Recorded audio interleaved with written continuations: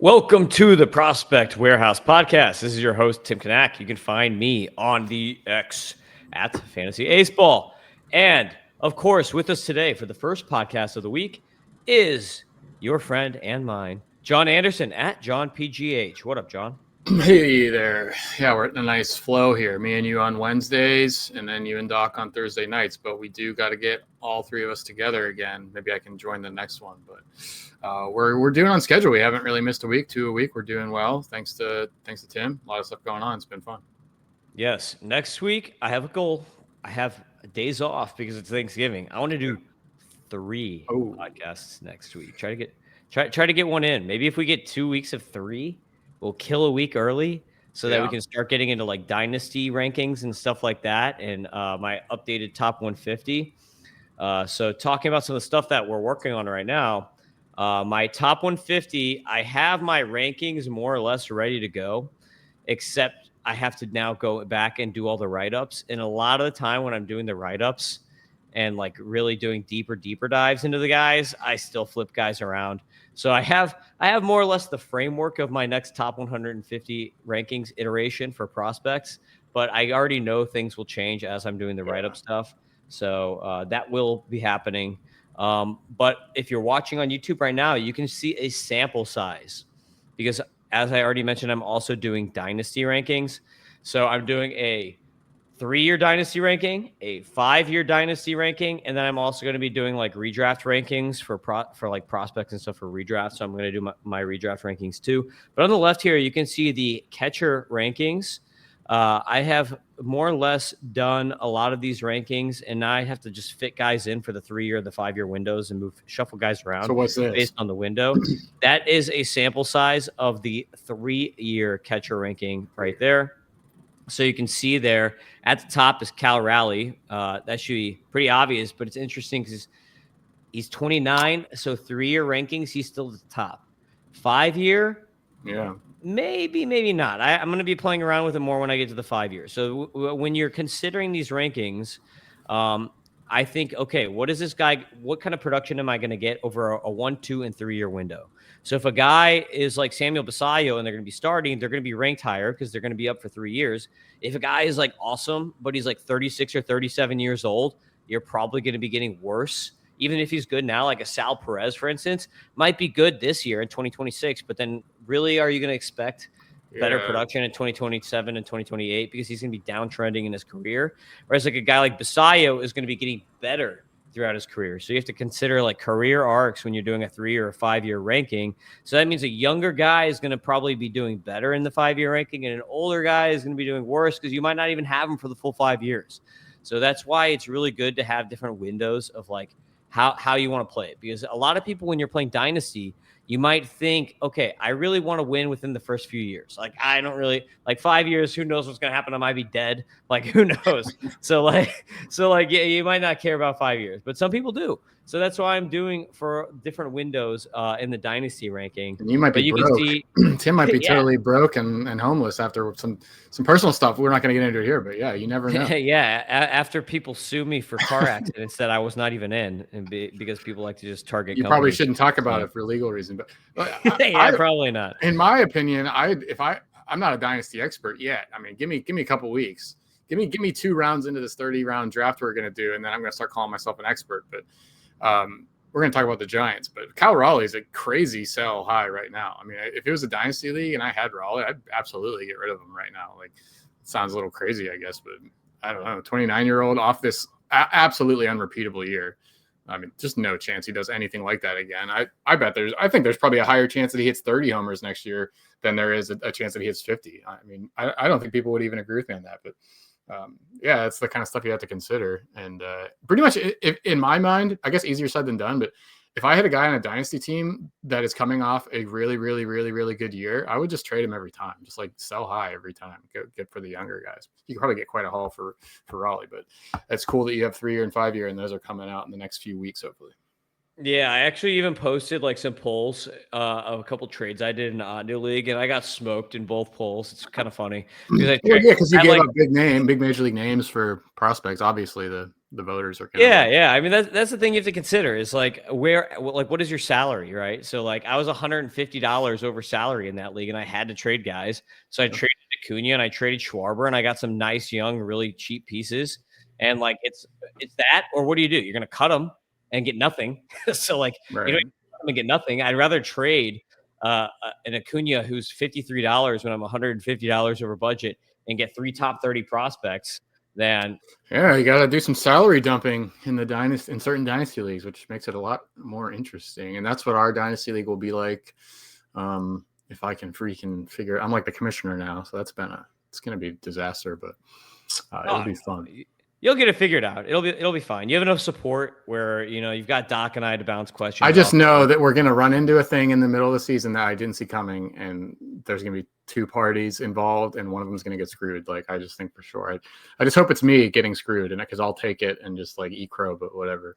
Let's talk about the news. We got news. It's news time. Free agency up. There's been some roster deadlines this week, and we saw a big trade last night. Actually, shout out to me.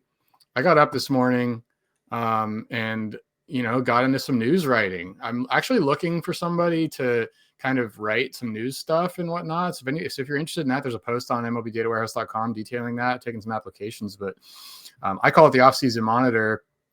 And this was just me rambling. Like this is going to be my own little like soapbox. I mean, it's my freaking publication. I can do whatever I want. I can say whatever I want. And I like to take advantage of that. So this is my ramblings. There's nothing interesting or, whatever. I tried to, I just let it rip here. So, but anyway, I'm going to try to do more of that. Just like kind of react to the news, and again, looking for some people to help out on that front. But yeah, Grayson Rodriguez for Taylor Ward. Surprising, I guess. What was your takes, Tim? Well, my first reaction was, oh no, don't block Dylan Beavers because me I too. love Dylan Beavers. And I don't know if he can play center. He's a corner guy. And they already have Tyler O'Neill. So unless there's like a follow-up move here, or unless they're like, hey, Tyler O'Neill should probably be a DH because he's always hurt. But the thing is, then you have Basayo and Rutschman. So what are you going to do with that whole situation?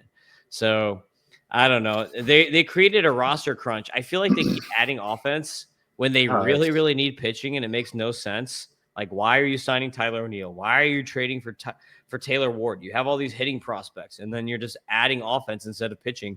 So I don't really understand it from the Orioles' perspective, though I'm just going to assume based on this trade, because Grayson Rodriguez has such a high ceiling. He's way younger, probably cheaper. Like, it doesn't really make sense to me unless there's like a really bad underlying injury issue. For sure. That's and for sure. They probably disclosed it to the Angels too. Like you almost have to disclose that. And then I joked about it in this post that you apparently don't have to disclose it until after you have an agreement, but before it's finalized, you have to give all that out. So I made a joke like, they let him along and they didn't really tell him the whole story. And then they got the Angels excited about getting Grayson Rodriguez. And you know how that, like Ward for Rodriguez in the Angels perspective, Ward's a free agent after this year. That's a no brainer. They probably got really excited. They were like, oh man, we're about to land. And then the Orioles sneak it in. Like, oh by the way, his elbow, he doesn't have a bone in his elbow anymore. Like we had to take that out. Like the guy can't even pick up. And then they're like, I don't know, whatever. Just go for it. Like we're set on it. I don't know.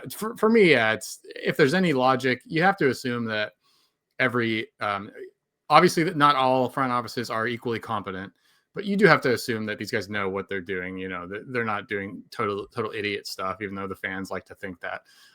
So yeah, it's a testament to the Orioles' lack of confidence in Rodriguez, because it makes no sense. I mean, the Orioles' big problem is starting pitching. They don't have an issue in the outfield, certainly, but offensively overall, like that's not their issue. So to me, it's just like I would count on it. I would downgrade Grayson Rodriguez significantly in the ranks because of this, just because it's kind of the Orioles saying, yeah, we don't think this trade's going to bite us at all. So.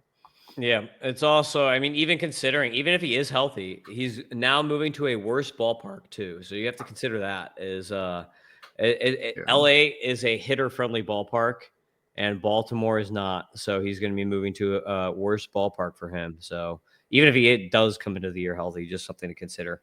Ready to get into the San Francisco Giants here, John?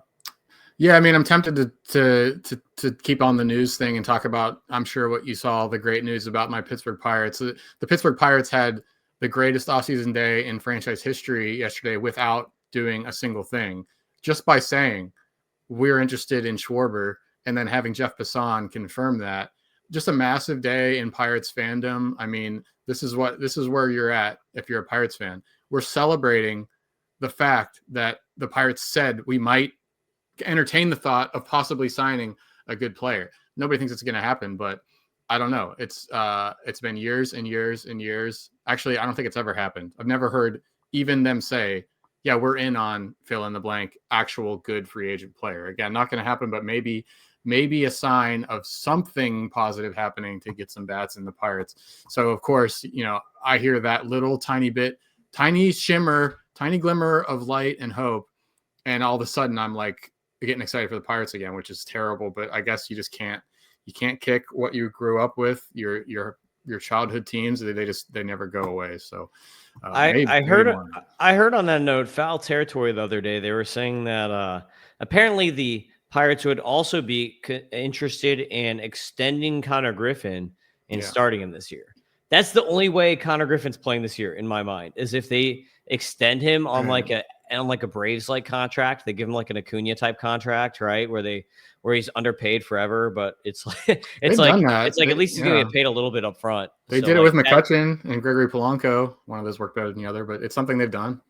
Yeah, I think that is the only way that we see Connor Griffin early this season. But if they sign, if they do go for some free agents and actually, because everybody kind of agrees that the Pirates are 2 to 3 bats away from competing. So if that happens, then yeah, if it's May and clearly he's the best shortstop in the organization, then I think they do it. But yeah, I'd still be. What would be more exciting to you as a Pirates fan? If you sign Kyle Schwarber for 4 years and 135 mil or whatever, or if you extend Connor Griffin for like 8 or 9 years? Nothing is more exciting than signing Kyle Schwarber. Yeah, because I mean Griffin's a Pirate for 7 years at least, no matter what, or 5 years, whatever. So for sure, the free agent, even landing Eugenio Suarez or something like that, like that would be the greatest thing to ever happen for the Pirates. Even better than drafting. No, okay. Skeens is the greatest thing that's happened in a long time, but signing a multi-year free agent that can actually like even a 110 WRC plus hitter, that's just throw a parade, like have a parade, do it right away. I don't care. Just take advantage of it. So let's get off the Pirates though. Giants time. All right. San Giants. Here we go. You got to get the right screen up, John. Get those Giants up. San Francisco Giants, before we get into the top 20, I put a note on here. This is the first time I've done it. You see it. Bonus shortstop, Livan Hernandez, international. The reason that he's not on the top. Yeah. Is that El Duque or is that Contreras? Yeah, there's another Tim typo right there. It's actually Luis Hernandez. But Luis Hernandez is the top international signee, like pretty like across the board. And he's a Venezuelan shortstop, and he has not signed yet with the Giants, but it's like strongly expected that he's going to be signing with the Giants. Okay. And that's pretty interesting because the Giants also got Josuar Gonzalez last year, who was the top guy. So it might be back-to-back years of the Giants getting like the top international signee. But Luis Hernandez is a very exciting hitter. He is, I have him as a top 150 prospect already, and he would be number 5 on this list. Okay. So if he does sign with the Giants, he would be number 5 ahead of Bresnahan. So that's how high I am on Luis Hernandez as a hitter. So it's kind of like a lot of these guys are the same way, right? You get these like they all come up as shortstops, all these top international guys, right? So it doesn't matter whatever position they play, it doesn't matter how tall they are, like they're all gonna be a shortstop when they first come up. Yeah. And he also is 6'1", 211 pounds. So he's like kind of a athletic dude. So that's Luis Hernandez, international signee. So just wanted to mention him off the bat. Number 20. So let's get into the team. Yeah, let's rip through some of these since we're already 15 minutes in. Let's have a little quicker pace. Number 20 is Josh Bostik, starting pitcher. He's in high A.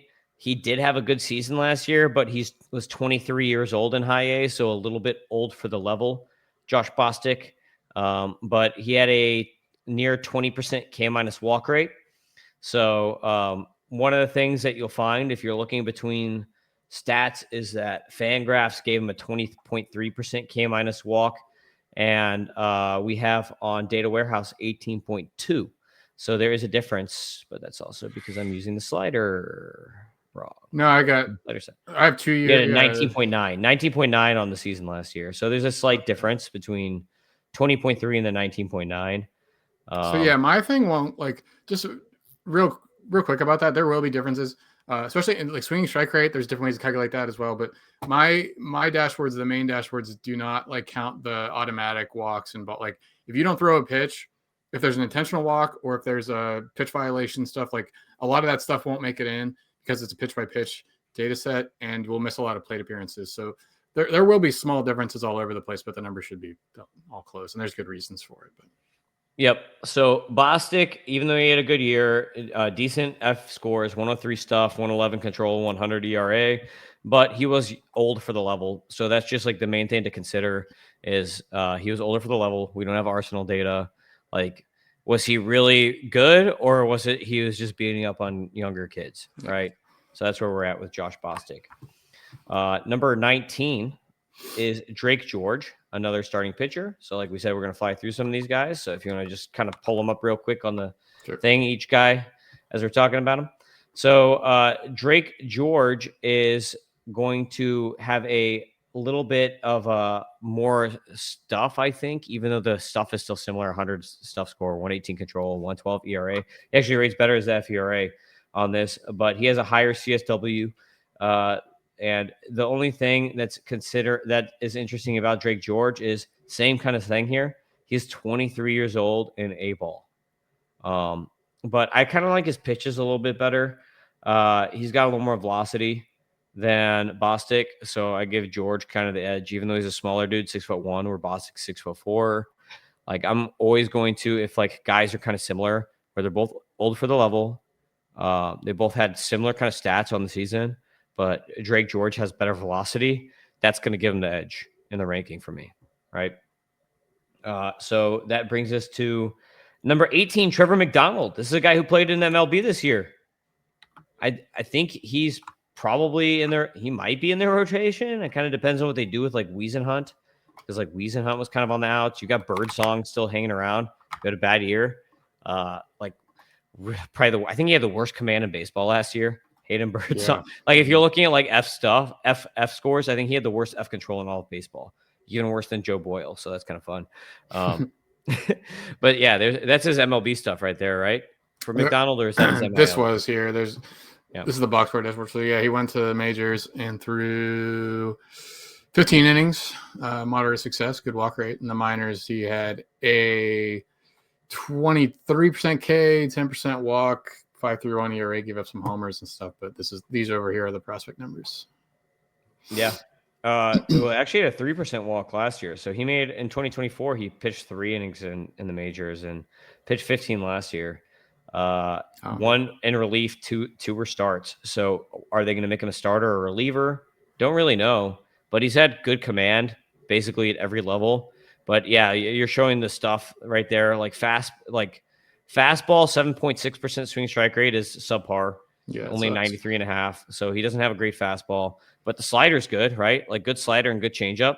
So he's got at least 2 good breaking pitches. So it's kind of with this arsenal, sinker, slider, changeup, fastball is the 4th pitch. Is he a reliever, or is he more like a swingman type? I think probably he's a 5th starter / swingman type.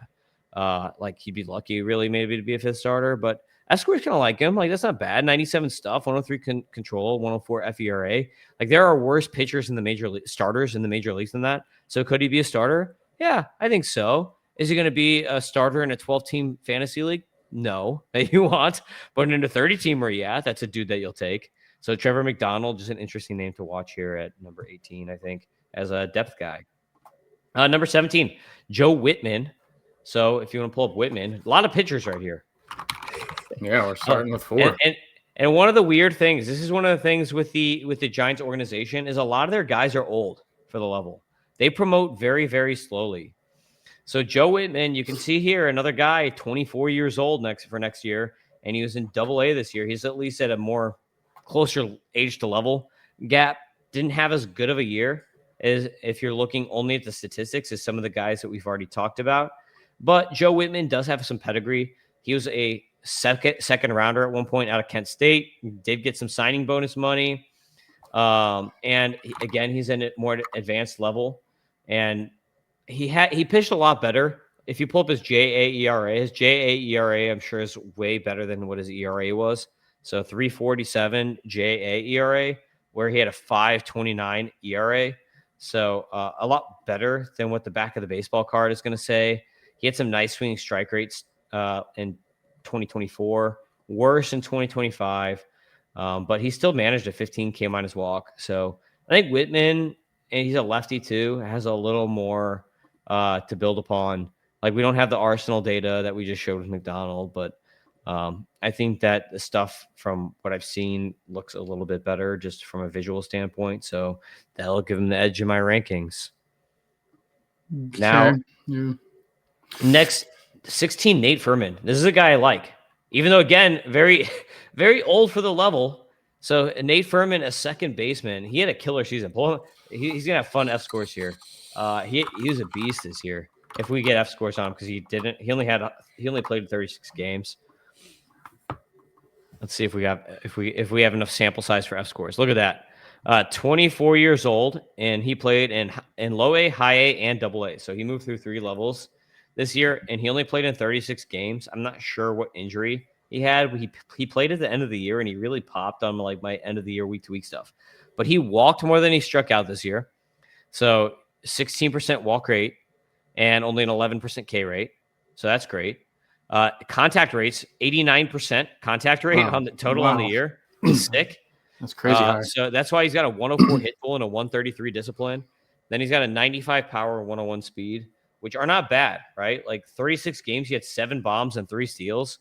So that's okay. Like 100% stolen base success rate. So that's also not bad. So it's not like he's like doing dumb things on the base pass, but small sample size. So how much will he steal over a fuller sample size? Maybe he's a 10 steal guy.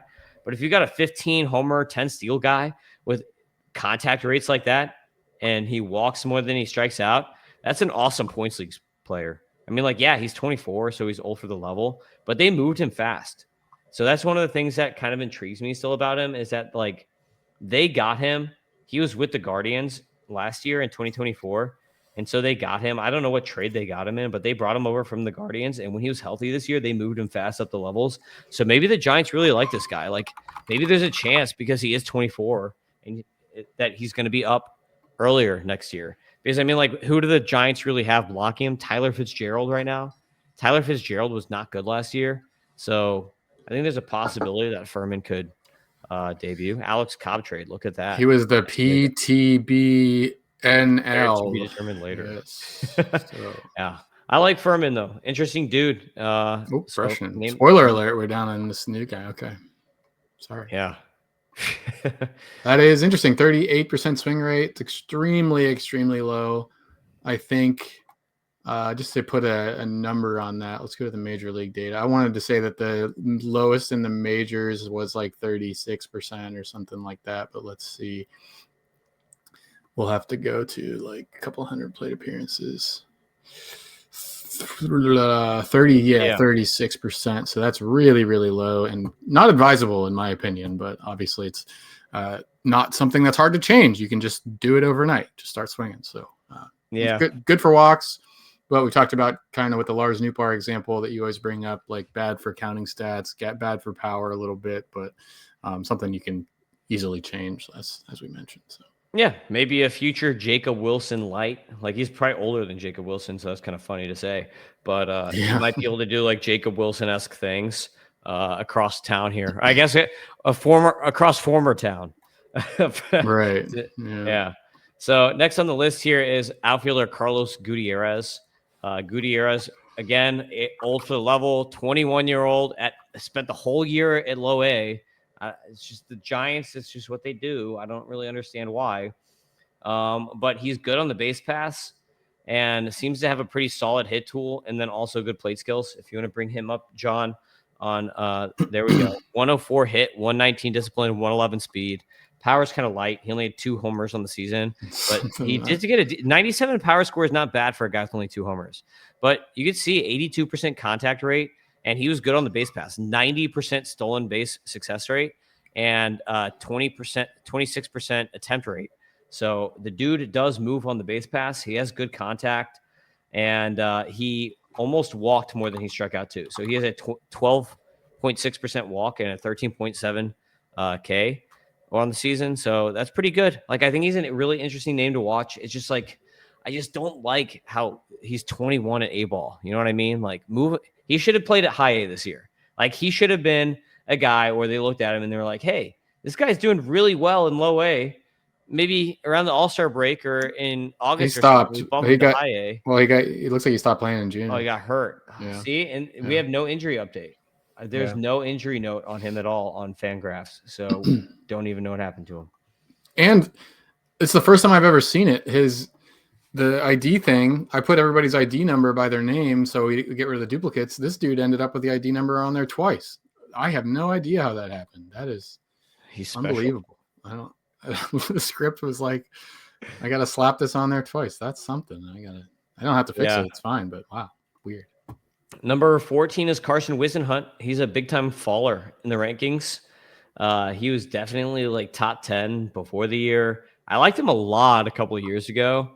And then last year when he was in AAA the majority of the season, or like, I think, almost the whole season he spent in AAA, I kind of like attributed a lot of his bad ERA to PCL, because in 2024 he had a 17.2 K minus walk rate and then like a 5 something ERA. So I'm like, that's just Pacific Coast League beating him up, right? Yeah. But this year he was worse. He like got worse. He was much worse in AAA. The K rate dropped like 8%. So K rate got worse. Swing strike rate dropped like 3%. And then he went to the majors and was terrible with only a 3.9 K minus walk in the majors. And at that point, over 23 innings, it's not a full sample size, but it's enough of a sample size to say this is not just a Pacific Coast League problem. There's like actually something in the profile here to not like. Like, look at the F scores. The major league F scores are terrible there. Yeah. 86, 87 stuff and an 86 FERA. 43% strike rate is so bad. Again, like, it could come up in a hurry with only 23 innings, but if you're seeing a strike rate on my dashboards, keep in mind that strike rate is different if you look at other sources, because I do it right and other people do it in a weird, stupid way.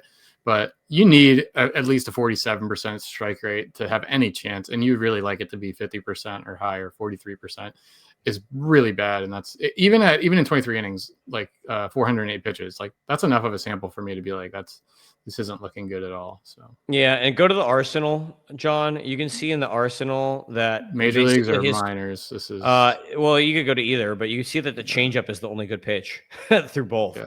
So the minors, a 20.5% swing strike rate. Actually, the slider was already in the minors, but go to the majors. I think the majors, it showed that the changeup was a 20.4, and all the slider dropped down to a 6% swing strike rate. So he didn't even really want to throw it. 15%. The slider was not successful in the majors, only in the minors.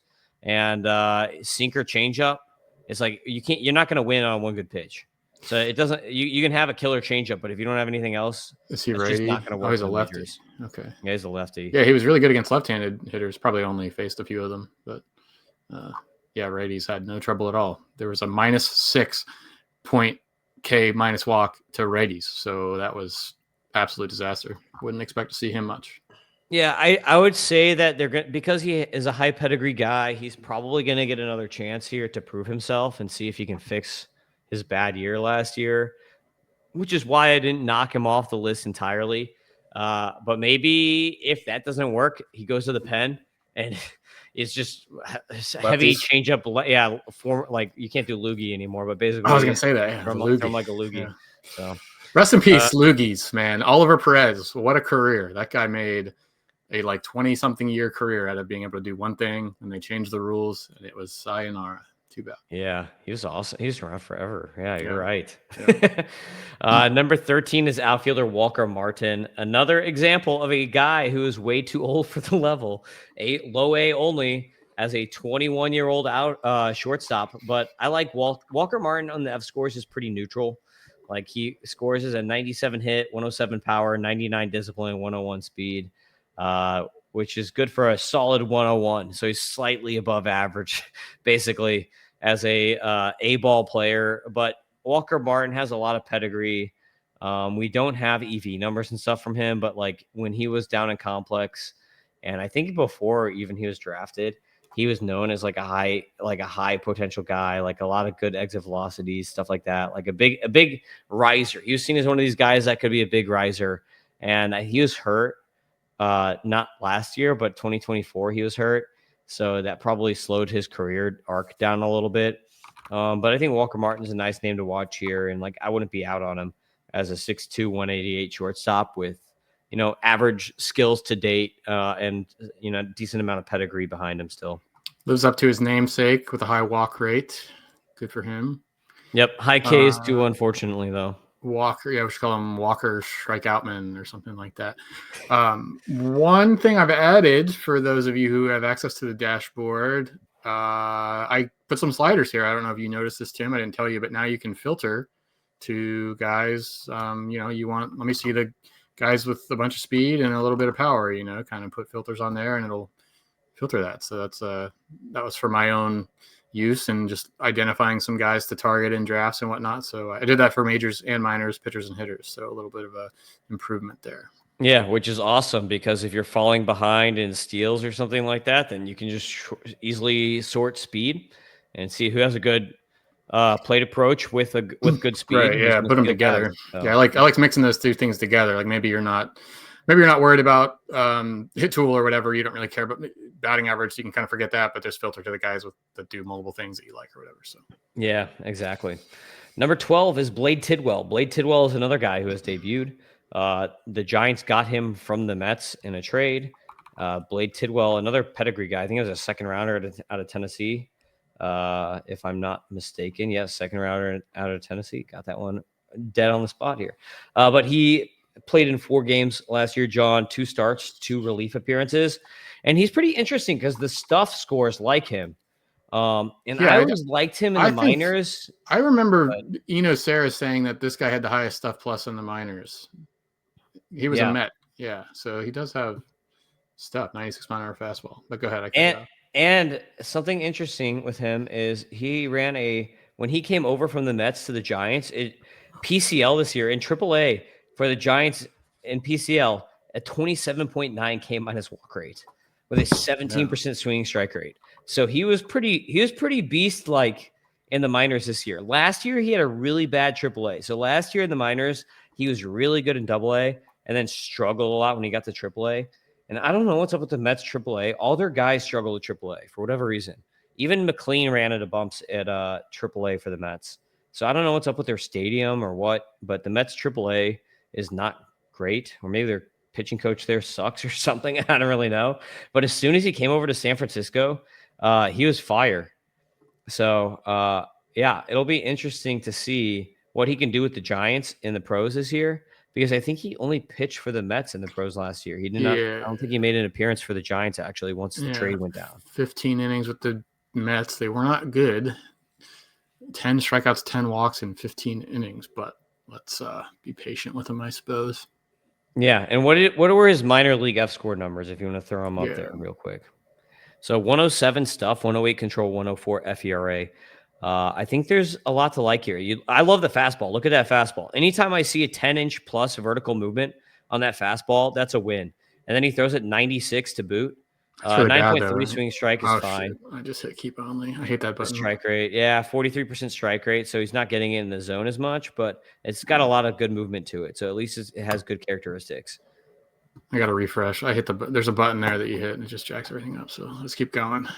Yep, no worries. So we can move on to number 11, Carson Seymour. This is another guy who's debuted. So you can see a lot of these guys are like pretty close to the majors here with the Giants. A lot of older guys.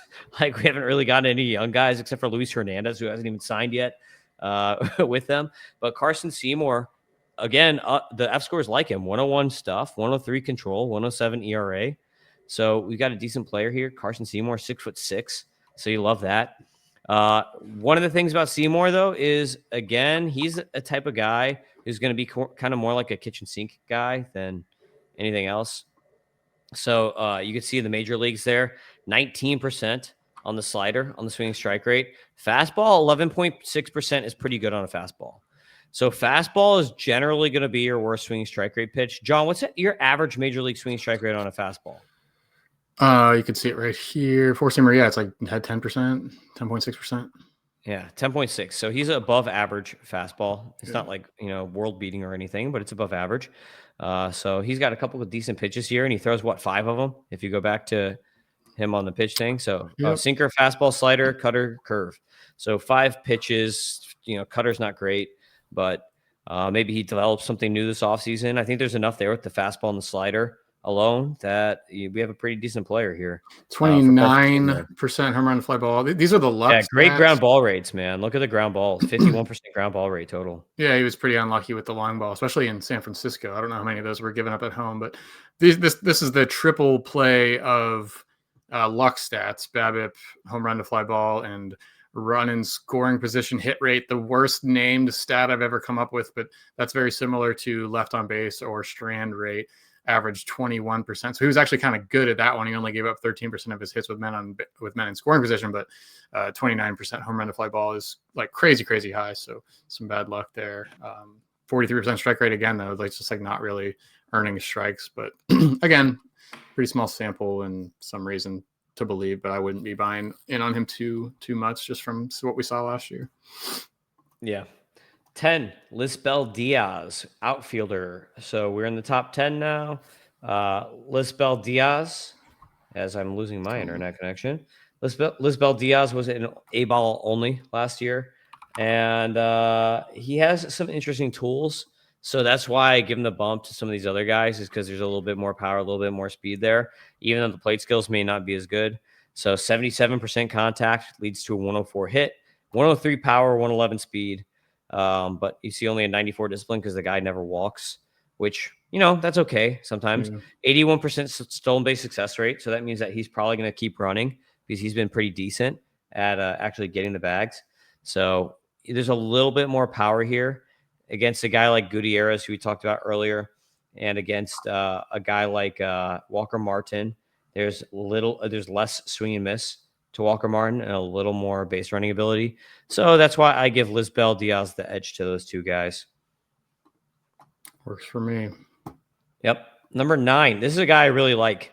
Luis De La Torre. This guy's a ton of fun besides the name. That's actually like a cool name too.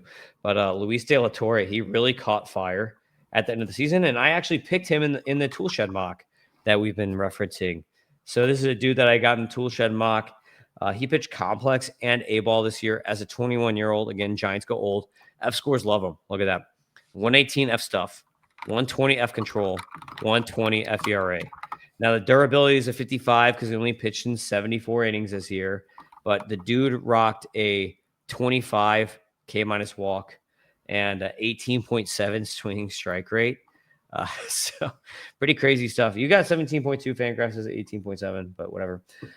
You know why? It's because you're not getting his complex numbers, and they are. That's the difference. Yeah. But you could see that he did not pitch the whole season. He started in complex, came up around July, started pitching. This is a guy who's going to be a builder next year. What he's going to be doing next year is building innings. So that's going to be the goal with a guy like this, because he's 6 foot. He's only 6 foot, 188. So he's not a big dude, but he's fun. Love his fastball. Big time fastball guy. We don't have Arsenal data here since he was on the West Coast instead of in Florida.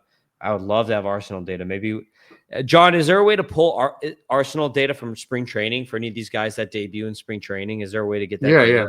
Well, if they play one, not all the spring training facilities have the tracking stuff, but yeah, we get that every spring. Yeah, that'd be awesome if we could try to plug some of that in. So, but Luis De La Torre, you can see F scores love him. Fun dude. We don't have the Arsenal data, so I don't want to bump him too high yet. 21 at A-ball, but he was phenomenal this year. So, number 8. How into you? I seem to have a unique interest in etymology, like studying the words and stuff. And I just now had the realization that there's a ton of these de la, Ellie de la Cruz, all the de las, which means of the. So then I looked up, you got all these de la, which means of the, and Torre means tower. So this guy's name is Luis of the Tower, which is cool. I don't know. Like it tells you something. I wonder what the first guy to name himself De La Torre must have been a tower guy or something. A Castellan, like a cat. They're in charge of the watchtower or whatever. Yeah, you're right. Yeah. It's just so. What does cruz mean in Spanish or whatever? Of the cross. Oh, okay. So probably a former monk. Christian symbolism. Yeah. How about that? That's fun. De La. So anytime you see De La now, it means of the, and their name is telling you something about the person it originated from. So probably nobody cares, but I get a kick out of that stuff. It means Ellie de la Cruz's great grandfather was probably like some Spanish monk or whatever who came over to try to convert the people in the Caribbean, and boom, there you go. Ellie of the Cross. That's what I'll start calling him. I like it. 8. You need a Jesus de la Cruz. That would be that'd be like blasphemous. I don't think you could do that. Probably. Well, I mean, there are Jesuses in the MLB, so I don't know. The number 8 is Dakota Jordan.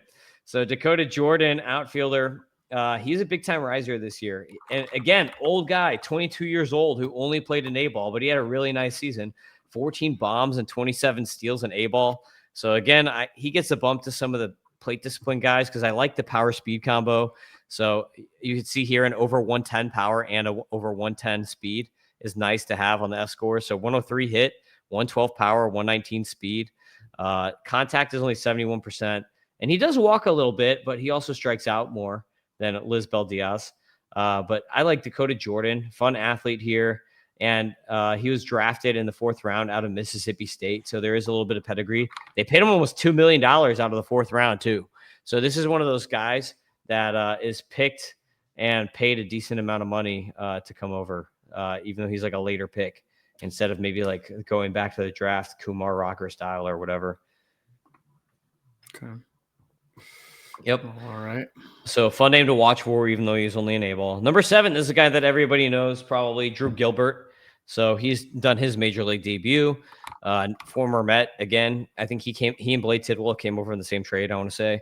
But Drew Gilbert, he's going to have his former coach. Maybe that makes him better. Do you think that's going to make him better having his old college coach as his new MLB coach? Maybe they didn't get along. I mean, he's probably the best player on the team. I bet the coach. Well, did you see during his press conference, he said, the Giants hired me to babysit Drew Gilbert. Was like the first thing he said in his press conference. Yeah. So I think that they probably do get along. So Drew Gilbert, pretty interesting player, kind of rates out as like a nice number 3 outfielder or something like that in a fantasy league. Pretty average-ish tools across the board for a young guy that could develop into something more. So you had the F scores up there. 98 hit, 108 discipline, 112 power, 95 speed. So he had pretty good zone contacts. So that actually kind of portends to maybe having a better hit tool than the 98 that we got. Because the zone contacts are good, maybe it's a little more aggressive in the zone, and that plays up a little bit better. Exit velocities are good. 105.6, 90th is above average. 110 max is above average. And he was a former top 100 prospect. So there was a time a couple of years ago where Drew Gilbert was seen as like a really, really highly rated prospect. And he kind of, petered out, I guess would be the word, in the Mets system.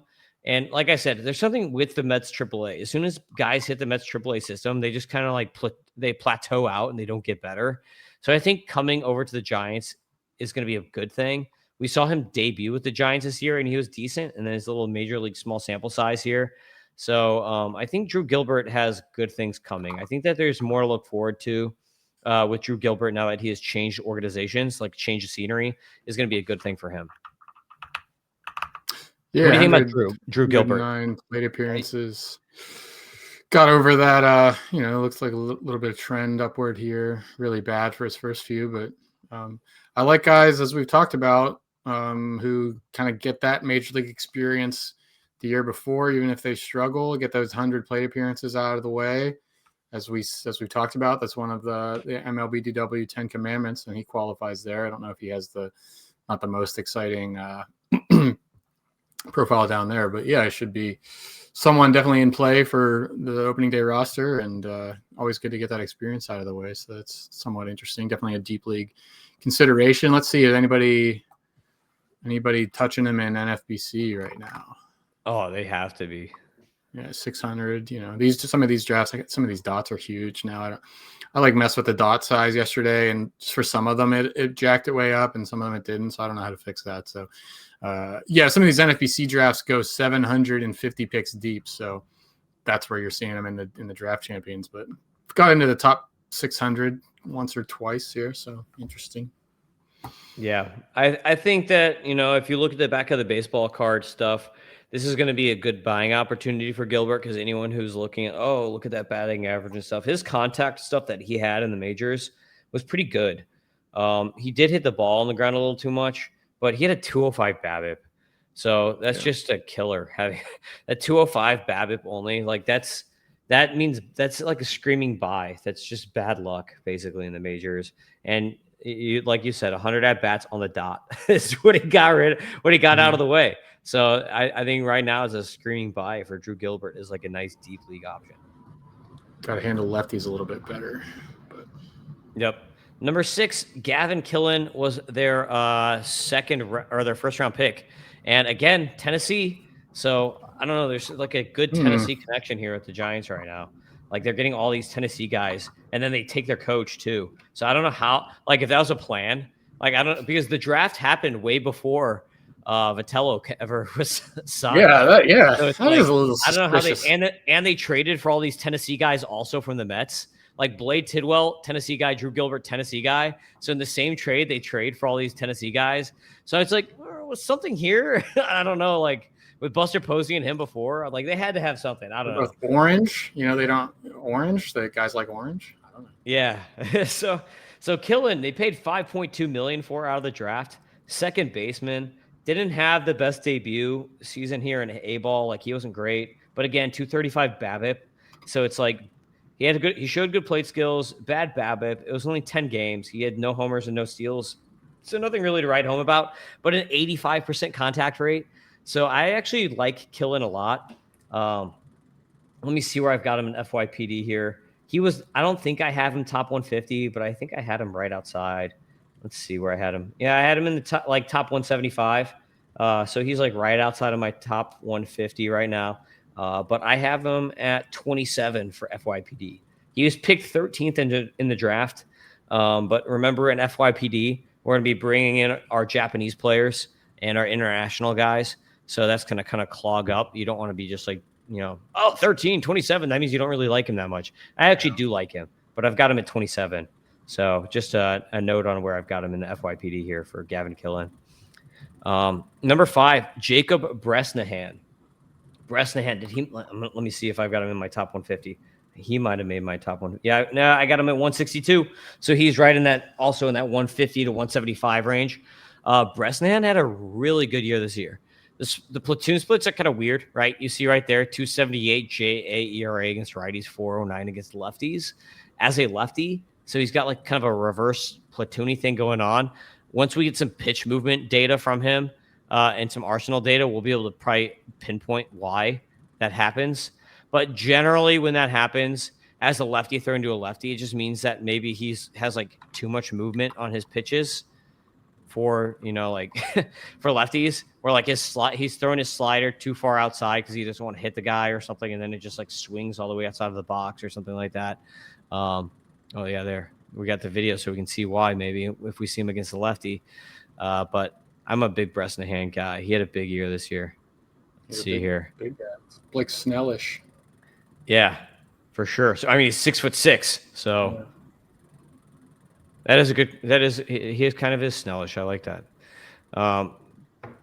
So Bresnahan, good year, 21.3 K minus walk rate, over 16% swinging strike rate. Pulling back up on the scores here.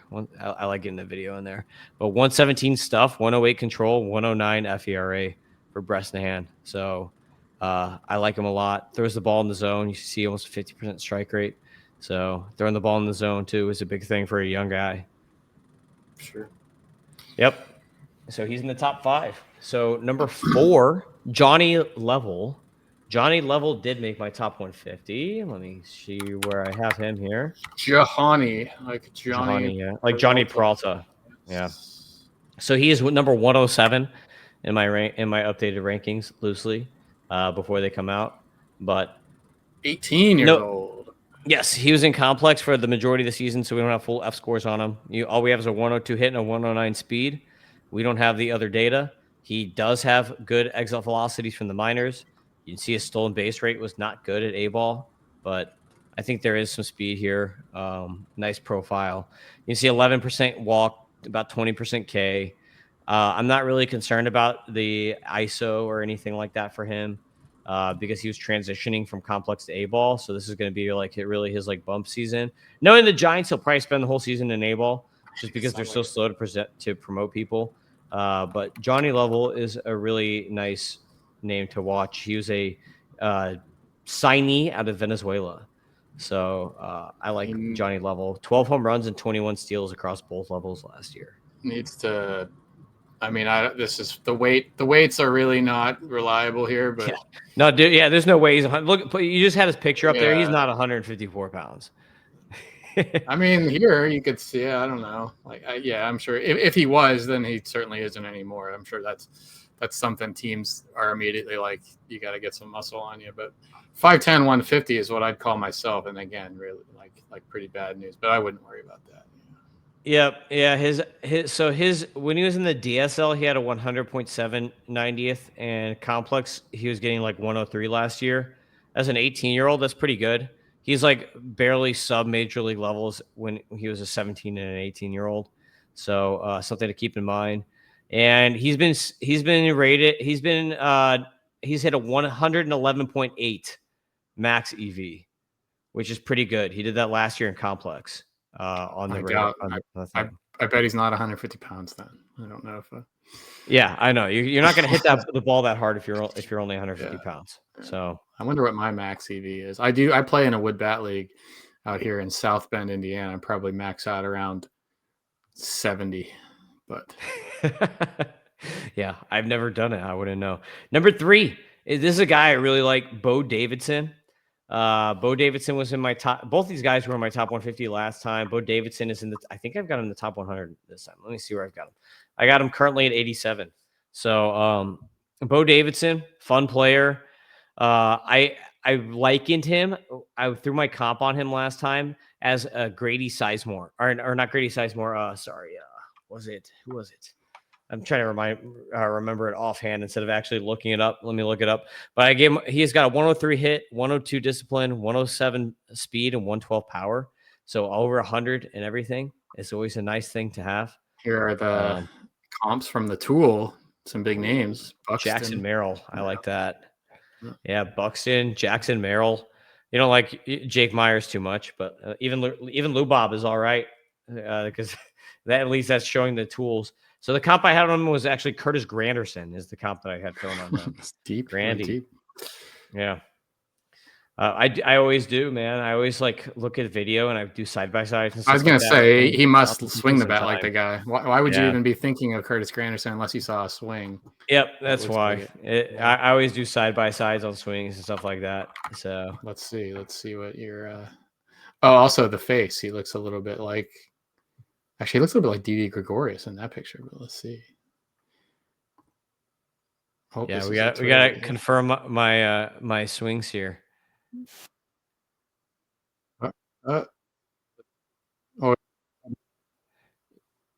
Yeah, only one hit there.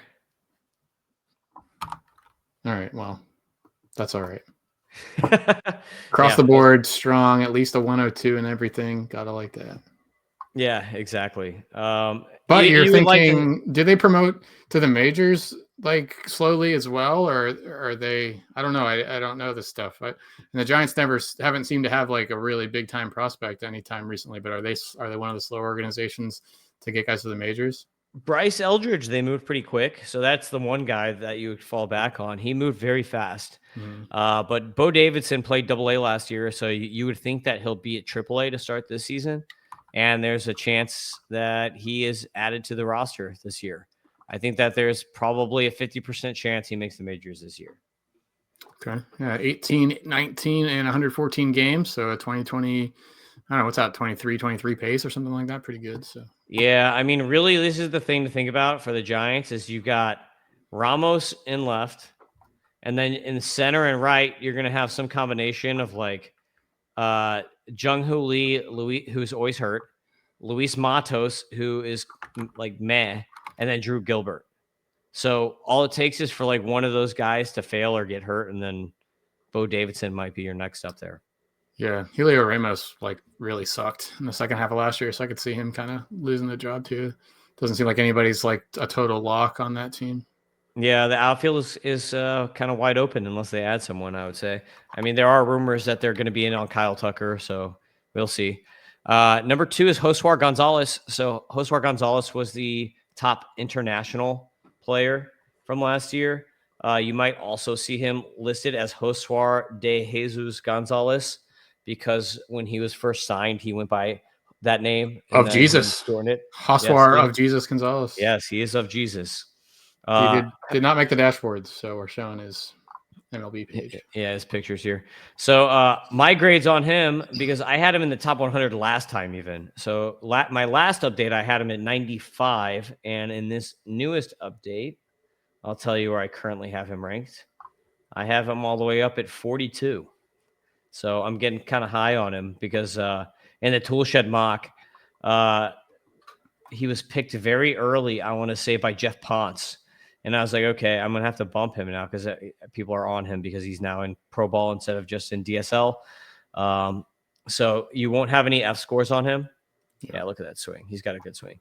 You're not going to have any F scores on him because he was DSL only. But in the DSL, he hit 288, 404, 455, walked more than he struck out, 4 home runs with 33 steals, and he had a 79% contact, which is good for DSL. So really good skills kind of across the board here. Switch hitting shortstop. And it's really easy to look at him and just think of Leo DeVries because Leo DeVries is like kind of similar. Switch hitting shortstop, similar build, like really good at everything. And Leo DeVries is like the last guy to kind of do that and like has a similar body type. So it's easy to look at him and be like, oh, that's kind of like Leo DeVries. Like he's basically like the next Leo DeVries here.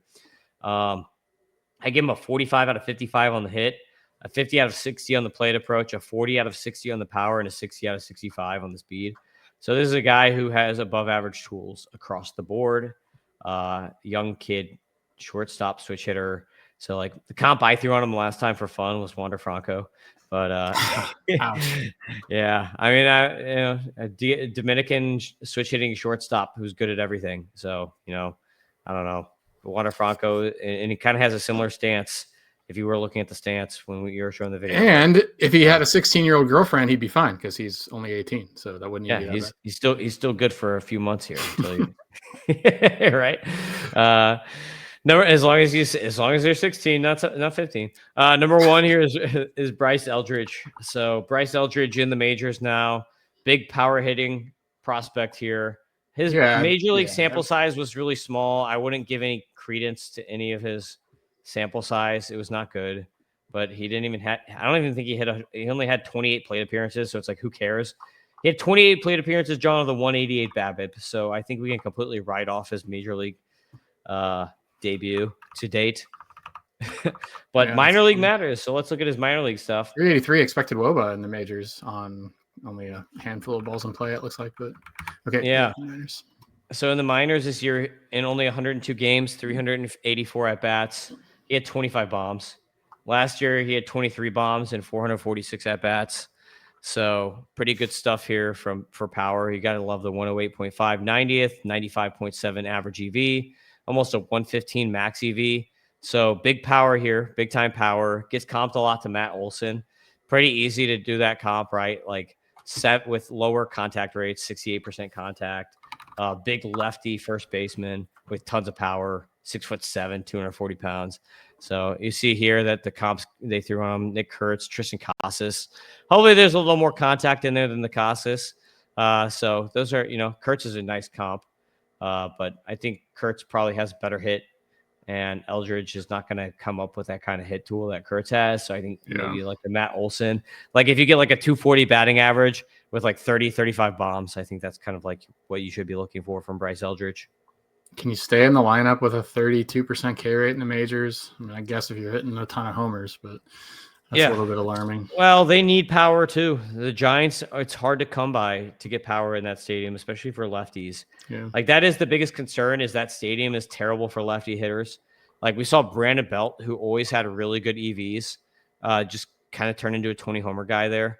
Hopefully Bryce Eldridge at 6'7", 240 pounds is too big and has too much power for the stadium and the wind from the bay to hold him in. So that's the concern, is like stadium here with Eldridge, I think. But look at that. Boom. It's a good example, though. That's like easy power. Routine But that didn't get out. Yeah, that didn't even get out of the ballpark. So that's too bad. Yeah, that's the biggest. It's too bad when your first highlight's a fly out, sack fly. It's not that great. But yeah, you didn't get much of a chance, just a couple weeks. So yeah. But that's number one, Bryce Eldridge. So there's your San Francisco Giants. You got anything on this team as a whole, John? I'm interested in the ADP. Let's see what the high stakes drafters think about him. Oh, that's pretty aggressive.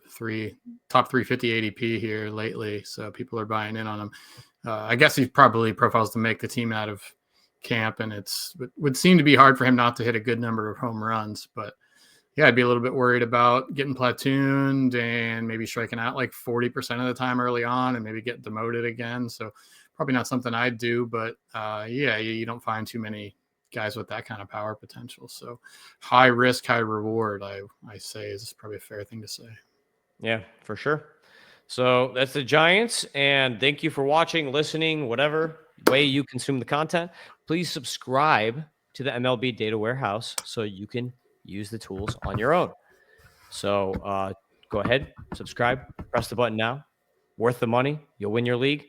Follow John at JohnPGH. Follow me at Fantasy Aceball, and we will see you next time on the next podcast. We'll talk about the Kansas City Royals. Goodbye. See ya.